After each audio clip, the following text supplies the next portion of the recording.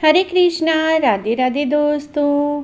राधा अष्टमी का त्यौहार बहुत ही पवित्र है।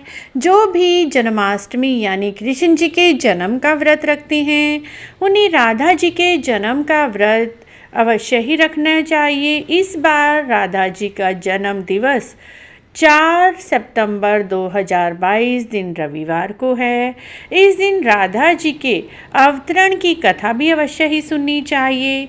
इस वीडियो में हम आपके लिए राधा जी की जन्म की 2 पवित्र कथाएं पद्म पुराण में जो कही गई हैं वही लेकर आए हैं।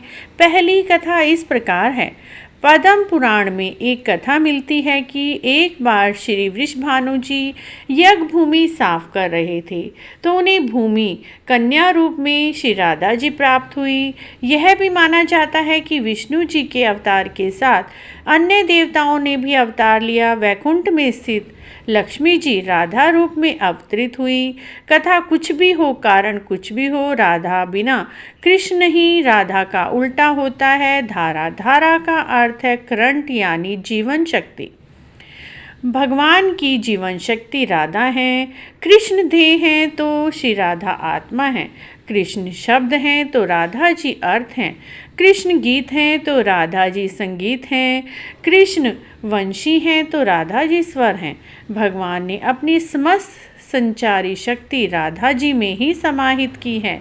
इसीलिए कहते हैं राधा नाम की महिमा अपरंपार है।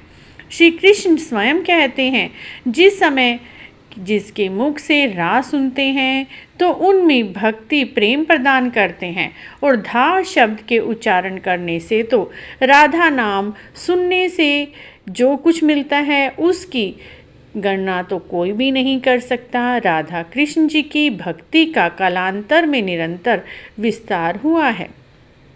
श्री राधा जी की जन्म उत्सव बड़े ही धूमधाम से बरसाना में ब्रज में मनाया जाता है।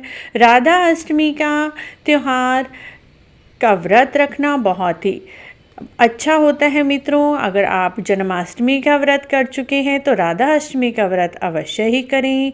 राधा जी का जन्म भाद्रपद शुक्ल पक्ष की अष्टमी को हुआ था और दिन के 12 बजे सोमवार के दिन हुआ था, जबकि भगवान श्री कृष्ण जी का जन्म भादो मास के कृष्ण पक्ष की अष्टमी को हुआ था।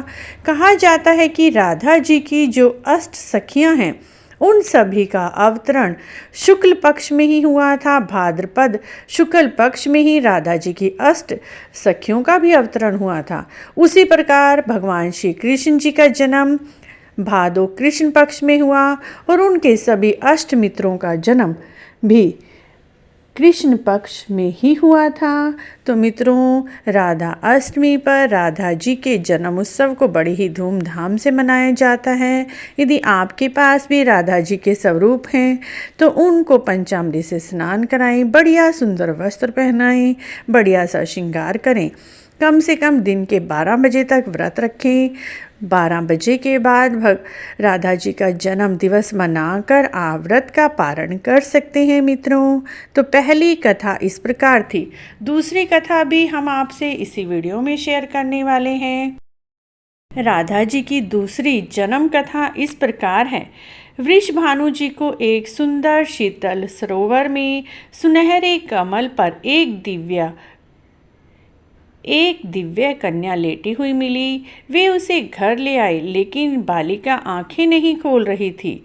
माता पिता ने समझा कि यह बालिका देख नहीं सकती, लेकिन प्रभु लीला ऐसी थी, राधा जी सबसे पहले भगवान श्री कृष्ण जी को देखना चाहती थी। जब बाल रूप में श्री कृष्ण जी से उनका सामना हुआ तो उन्होंने आंखें खोल दी। तो इस प्रकार मित्रों, राधा जी का जन्म को कई बार किसी ग्रंथ में मिलता है कि भूमि से हुआ है, किसी ग्रंथ में यह मिलता है कि कमल के आसन पे हुआ है। जैसे भी राधा जी का जन्म हुआ है उसी प्रकार से उस दिन को राधा अष्टमी के दिन के रूप में मनाया जाता है। यदि आपको भी राधा अष्टमी जी की यह जानकारी और कथा अच्छी लगी है तो प्लीज़ हमारे चैनल को जरूर सब्सक्राइब करें, लाइक करें, वीडियो को शेयर भी करें। कमेंट बॉक्स में जय श्री राधे अवश्य लिखें। आपको राधा अष्टमी की बहुत बहुत बधाई।